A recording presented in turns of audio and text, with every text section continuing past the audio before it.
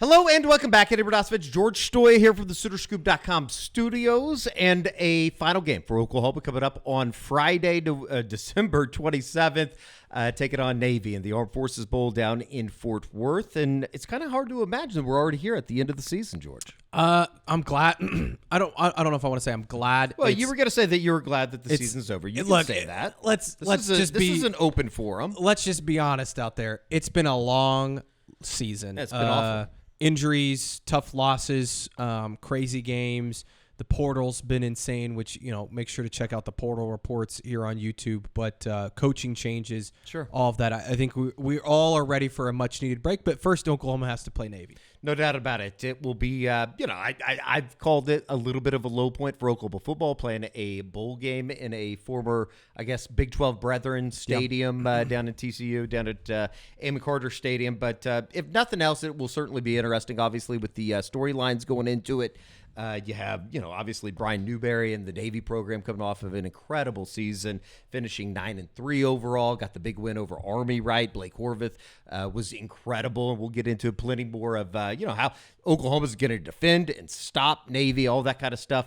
Heard from John Mateer as he made some, the media car wash, if you will. I know that he came on with us on the radio on Monday morning, as well as a couple other stations throughout Oklahoma City. But before we get into all that, let's get out some first things first here and talk about Prize Picks. We've been talking about them all season. All you got to do is open an account, download the app, very easy to use. You put $5 in, you get $50 instantly using the promo code SoonerScoop, and we've been giving out picks all season. George, what are we going with this weekend? Yeah, going a little college football action. I like that. Yeah, I like college football action. I'm taking Ashton Jeanty over half a touchdown. So he just sets a score, either receiving or rushing. Boise State hosting Penn State in some quarterfinal action in the Fiesta college Bowl, football correct. Playoffs. And then I'm also going to take Penn State running back Nicholas Singleton over 72.5 rushing yards. Okay, so you're probably not going with the Fiesta Bowl magic that Boise State fans had come to know. Look, I think Jeanty will get into the end zone, but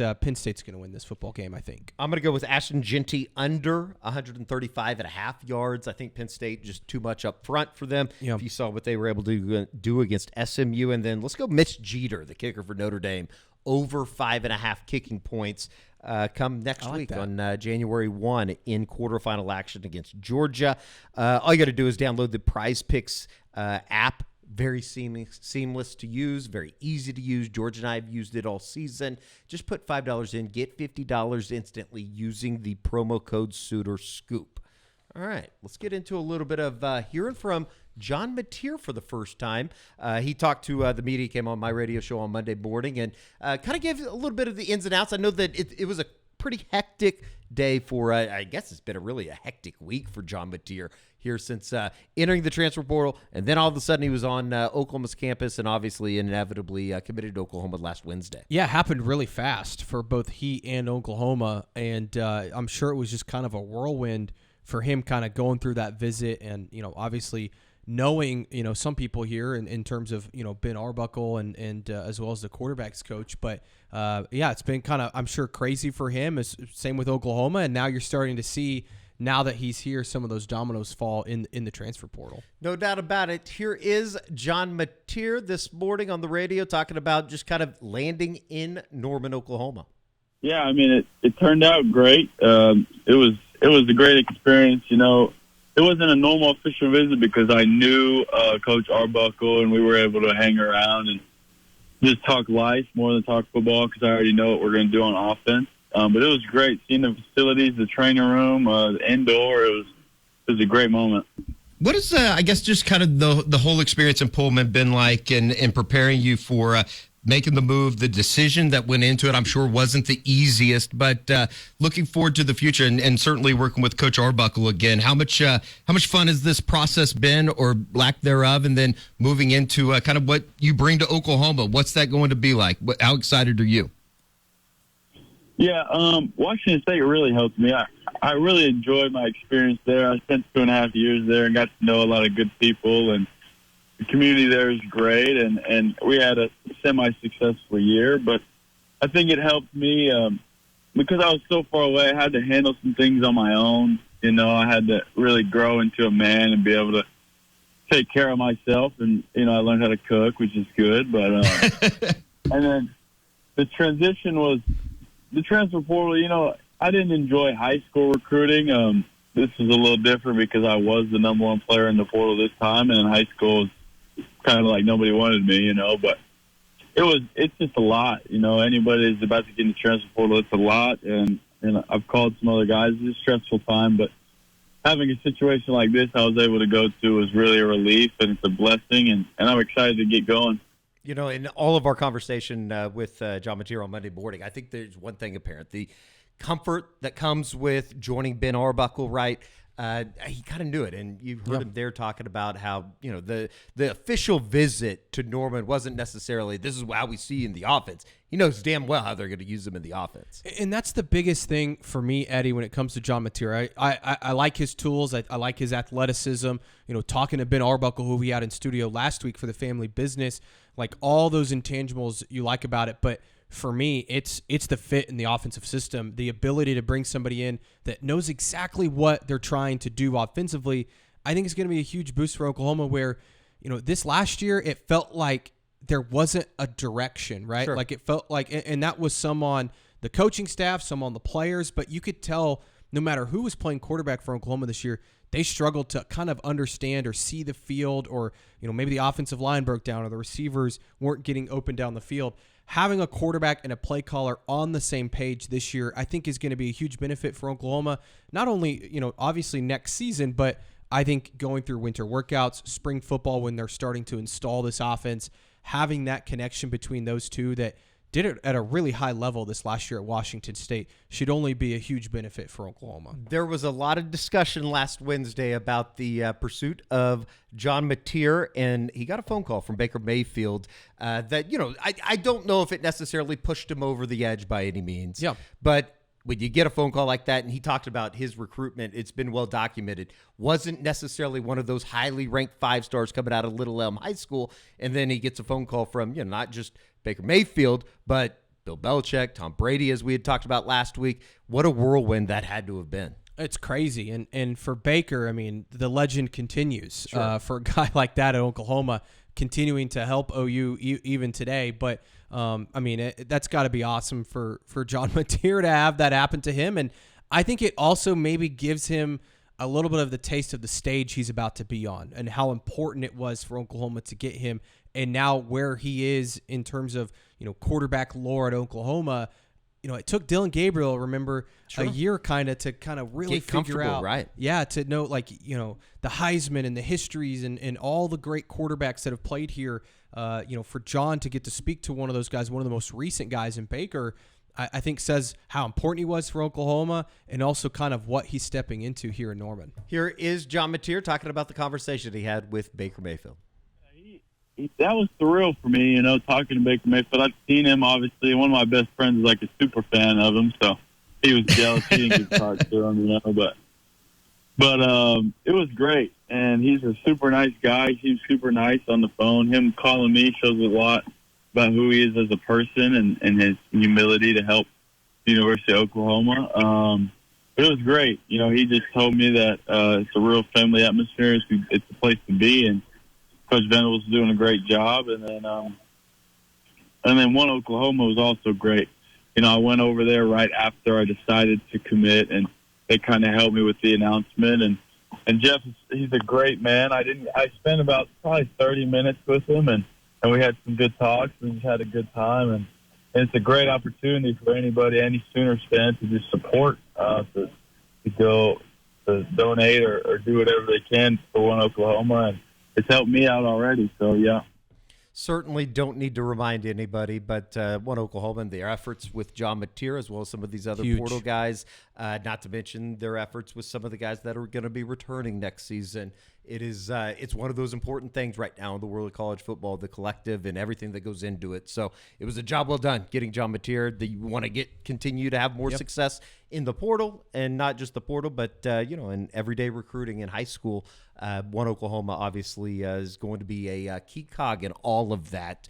Before we get into some of the stuff from the current members of the Oklahoma football team as they get ready for the Friday bowl game down in Fort Worth, let us tell you about Game Time.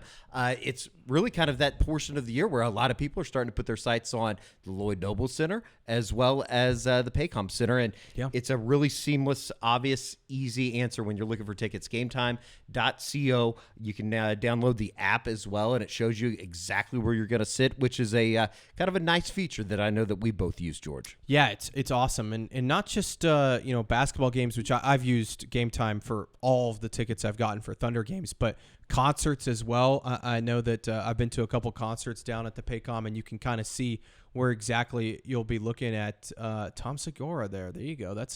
That'd be fun, the comedian. But I love how you can kind of see where exactly you'll be sitting, and it also has the all-inclusive, all-in pricing that you can look at. Download the Game Time app today, create an account, and use the code ON3, that is ON, the number 3, for $20 off your first purchase. Terms do apply. Again, just all you got to do is create an account and redeem with the code ON3, ON number 3, for $20 off. Download Game Time today. Last-minute tickets, lowest price guaranteed. Let's get into a little bit of the conversations that we've had. We've had 2 opportunities to talk to current players, right, of the Oklahoma football team. And I think the number one thing that came to mind, right, is stopping Navy. It's a little bit unique in terms of what they do offensively. Blake Horvath coming off the Army-Navy game in which he had over 300 yards of total offense. Yeah, I really like what they do offensively. Drew Cronick is the new offensive coordinator there. He's done a really good job, and they still run sort of that triple option wing T type of scheme, but they're going to throw the ball every once in a while. Now, they didn't throw it a ton against Army, but other times this year they've thrown the ball around a little bit, but it all goes through Horvath, like you said. He's been the guy that kind of runs the machine for Navy. So stopping that attack and coming up with some sort of defensive game plan is what's going to be really interesting for Oklahoma. I could see them coming out in some different looks than their base defense, and you could see 3 linebackers on the field. Like I was thinking about this, Eddie. I would love to see a combination of Kip Lewis, Kobe McKenzie, and Jaron Cannon all out there at the same time, and I think that's one way that you could try and combat some of the Samuel Masigo would probably be thrown in that group too. He's going to play a lot of cheetah in this game without obviously Desan McCullough, who, by the way, just announced he's committed to Nebraska. But I think that what Oklahoma does defensively, what Brent Venables comes up with, and the beauty of this is, while it kind of stinks that you're playing a team like Navy that you have to prepare for, I'm sure Brent Venables does enjoy the challenge of trying to come up with some sort of scheme to combat what Navy's going to do. Brent Venables, as well as a number of the Oklahoma defenders that spoke with us here in the, weeks leading into Friday's bowl game, talked about the challenge of defending Navy. It's for a defensive coach, it's a challenge, and you actually in particularly the front guys, the defensive line, you have to go back and reteach everything, and it's exactly opposite of what you've been preaching since the moment they put on a helmet as a defensive player. If you get up the field against these guys, they're gonna you're gonna watch the game, you're gonna watch them score, and this is a team that you have to be able to play laterally. You have to stay on your feet.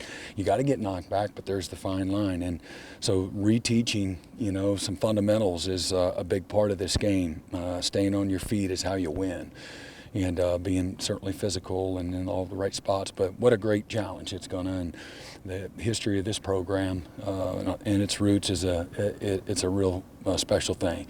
And as I told these guys, man, the Navy, they can't wait to play a program like Oklahoma.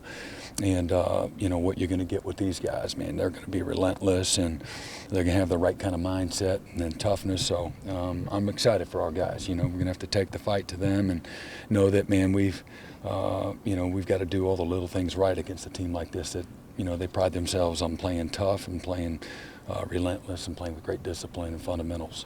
Well, Navy's an amazing offense, triple option. It's all about numbers and who has the better numbers here. And you have to be able to come over top, be able to stop the dive, and contain the quarterback. They have different variations of it, and I feel like it's a well-versed offense. Their coaches do really well coaching them on it, just the different diversity of it. And so, kudos to them having a good-ass offense. It's very tough. For the first few days, it's tough because you kind of just you see certain things and you've seen it for like 13 weeks, or not even 13 weeks. You've seen it for like years on because you've seen it from high school. You do this, coach always instills certain things, and then now you go and tell a player, matter of fact, we're not going to do that. Matter of fact, scratch everything you just learned for years, and we're going to do this. We want you to, stay here, not go there. Make sure your eyes are on this, even though everything's happening over there. You know what I mean? But it's interesting. But I think as the weeks go on, as the days go on, and the reps go on, it's going to be a lot easier. And then by game time, we'll be ready to go. Yeah. It's fun because I like to hit, so it's going to be a lot of tackling going on. They run the ball a lot, so that's going to be fun for me. And Mike Boganowski, y'all guys know him. He loves to hit, so it's going to be a big game for him as well. So just for us free safety, it's going to be fun for us. No, so I'm from East Texas, and so I played wing T back in high school, and so I'm a little used to it. And so it's been a minute since I done played it, but it done brought me back to my roots and playing wing T. There's a team called Pleasant Grove out there in East Texas, and so they used to give me my run for my money back in the day. Were you good at it? I think sophomore year it was I had to learn how to play against it, and then my junior year I crushed it, and so I think it'll go good. Kip Lewis, one of the guys that's going to have a massive opportunity, obviously moving forward into 2025 at the middle of Oklahoma's defense, but certainly coming on Friday. Michael Boganowski, another one of those guys that should get a lot of run. Look, there's a lot of guys, and we'll get into the offense too here in a second, but we sit here and we say the game's kind of meaningless, and it is in a lot of ways, but it is one of those instances where we get to see a lot of young guys get on the field, and I do think you're going to see them rotate a ton of guys that maybe we haven't seen a lot of this year, whether it's a Michael Boganowski, Jaden Hardy, Reggie Powers. Like, those are all guys that I anticipate we see and could have a huge role next year. Those are three guys from the defensive side. There are a number of guys from the offensive side, starting with starting quarterback Michael Hawkins. In talking about opportunity on the offensive side of the ball. Yeah, huge opportunity for him. Obviously, we all believe that... I'm dying here. We all believe that that obviously John Mateer is going to be the starter next year for Oklahoma, but Michael Hawkins is somebody that's sticking around. That we heard Ben Arbuckle say here in the Sooner Scoop Studios last week how much he likes him and how much he thinks he can be a great player. I think this is a big opportunity for Michael. And again, it's not on the road at Auburn or the Texas game that he played in, early this season and started in. But it is a massive opportunity for him to go out, perform well, as well as some of the other freshmen. Xavier Robinson, I'm sure, is going to get a lot of run in this game. Eddie Pierre-Louis, I anticipate playing in this game. Maybe we see Devon Mitchell for the first time because OU has no tight ends, and you might as well throw him out in a game like this because what do you have to lose? All the receivers, obviously, Ivan Carrion, Zion Kearney, Zion Reagans, all those guys. Offensively, I mentioned on defense, offensively, I think you're going to see a lot of young dudes play in this football game. Here is Michael Hawkins, as well as a number of the offensive players heading into Friday's bowl game. It was great. A lot of learning opportunities for me. I feel like I've grown so much from that game and just the whole season, regardless of what happened and like the good times. So I feel like I've learned a lot and developed myself more. You mentioned Ben. Why do you feel like you're going to be a fit in his offense? I love his offense. I love that the way he has dropped back in and more of an air raid type. So he's gonna get the ball down the field. So I love that. I mean, Mike's an awesome competitor, and excited to have him in the starting role. I mean, he stepped up to all the challenges he's had, and I mean, I'm close with him. We just got done watching film actually, so I just love how he approaches the game and his preparation, and we're riding behind him. I feel like his mindset never changed, same since he's been in here. Honestly, man, so when it was 5 quarterbacks in the room until now, like his mindset the same. He wants to be here. He wants to play quarterback at OU, be QB1, and I definitely believe that. Oh yeah, I'm gonna be at Oklahoma. This is where I want to be. I want to play at Oklahoma and be the quarterback of Oklahoma, so I feel like this ball game can help me. So I feel like that's a big step. Y'all got Twitter, y'all seen it, but it happens. It happens at every college, so it's just next man up. But yeah, obviously you've had some turnover, got guys leaving, but it's a great opportunity for young guys to step up and make the name for themselves in the bowl game. I feel like it's a big opportunity for them and myself to connect with each other, and they've been playing the whole year. But so I don't think it's going to be anything new to them. Just knowing what to do and knowing their role and going out there and executing. So I think it'll be a big game for those guys. Very important, man. Just to build their confidence as well going into 2025, and just to see what they could do on the field, man. It's their time, so what's up? What's the biggest deal taking for what you do in practice, taking to a game? Because everybody that's signed here came with some talent for a reason. How do you get guys to translate that to the football field? Just to buy in that practice and to buy in the plan, man. So I'm pretty much, a lot of people say practice is it's harder than the games, honestly. So if you just practice with the right mindset, you'll go out there and just do what you do. Particularly good to see Deion Burks, not just in good spirits, but progressing his way back. Sounds like he's going to play in the bowl game. Into the opportunity to play on Friday. And that's certainly big news. An Oklahoma offense that I think the bar is set rather low right now for what we expect come Friday afternoon or Friday morning. But at the same time, it would be good to get him back. Yeah. What would you say is a successful performance from Oklahoma's offense on minimal turnovers, minimal penalties, just giving yourself an opportunity before even that first play of the series begins, right? And then if you can find some success on the ground, and certainly an offense that it got better, all things considered, towards the end of the season, just give yourself a chance to win the football game. I just want to see some explosive plays. Sure. Bust a couple big runs. Maybe Michael Hawkins can get loose. We've seen his speed, and I would assume against a team like Navy, he could break free. And then let's see some big passing plays. I don't know who that is too. And, we anticipate Deion Burks playing in the game. Is he going to be limited? Maybe, just because you don't want to risk an injury in this game. But, maybe take a couple deep shots to a Zion Reagans. Let him try and make a play, or an Ivan Carrion. That's what I want to see, and just score some points. Yeah. Feel good going into the offseason, which, again, it's going to look different next year offensively, and you're going to have some new guys, obviously at quarterback. But just give the fans some feeling, good heading into this some offseason. Good vibes headed into the offseason. We've been here before. We're 6-6 and 6-7 versus 7-6. It feels like a drastic world of difference, right? Going into the offseason. It's a big difference saying too, and again, it doesn't cover up what the season's been a disaster, but having to say that Brent Venables had 2 losing seasons in 3 years is never a good thing. No. So, and you can avoid that by winning on Friday. No doubt about it. All right, that's going to do it. Everybody having a good holiday week, I guess we should say, and we'll reconvene on Thursday. Going to be talking to some of the players as well as Brent Venables down in Fort Worth on Thursday ahead of the bowl game, and then that all wraps into the Friday season, I guess, ender. I was going to say opener. That would be it. I feel like, too, when we talk to Brent on Friday, I don't know if there'll be a ton of questions about Navy. I think there's so many things going on with the portal right now. A lot of moving parts. I feel like that's going to be the main topic of discussion. No doubt about it. And make sure that you check out, right here on the SoonerScoop.com YouTube page. We did have Ben Arbuckle into the studios on Friday. He caught up with Joe Castiglione Jr. as well as George Stoya, talking about, everything that comes with the first-year offensive play caller headed into his first, I guess, bowl game / beginning of January for Oklahoma. We'll be covering it all, though, on SoonerScoop.com as well as here on the SoonerScoop.com YouTube channel. So until Thursday, we'll talk to you then from bowl site, I guess, down in Fort Worth. Yeah. George Stoya, I'm Eddie Radosevich. See you next time.